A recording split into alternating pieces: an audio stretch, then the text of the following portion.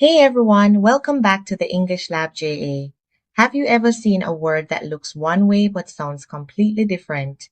English is full of those, especially words with silent letters. Many come from Greek, French, or Old English. Today, we're looking at 10 tricky words you might be mispronouncing, and I'll teach you how to say them the right way. Let's go. First word is aisle. It's spelled Aisle, but the S is silent. It's pronounced aisle, like the word isle that means a small island. For example, please walk down the aisle quickly. The next word is ballet. This word comes from French, so the T at the end is silent. It's pronounced ballet, not ballet. Example, she takes ballet classes every weekend. Here's a fun one, gnome. The G is silent. We say gnome, not gnome. Example, the gnome was standing in the garden. This one's tricky, rendezvous. It's another French word, and both the Z and the S are silent.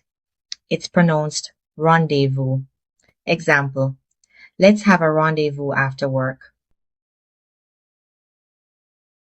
Next up, plumber. The B is silent. It's pronounced plumber, not plumber. Example, we called the plumber to fix the leak. This next word looks confusing, course. The P and S are silent, so it's pronounced corps. Example, he joined the Marine Corps after leaving high school.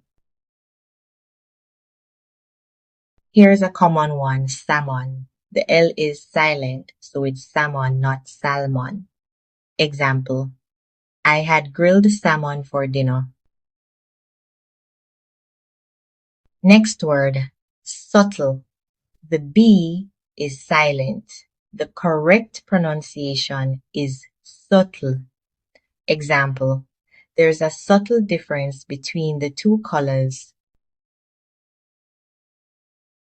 Next, architect. The H is silent. It's pronounced architect. Example, the architect designed a beautiful building. And finally, we have coup, another French word with a silent P. It's pronounced coup. Example, the army staged a coup. So there you have it. 10 tricky English words with silent letters. If you enjoyed this lesson, hit that like button, subscribe, and share. Thanks for watching.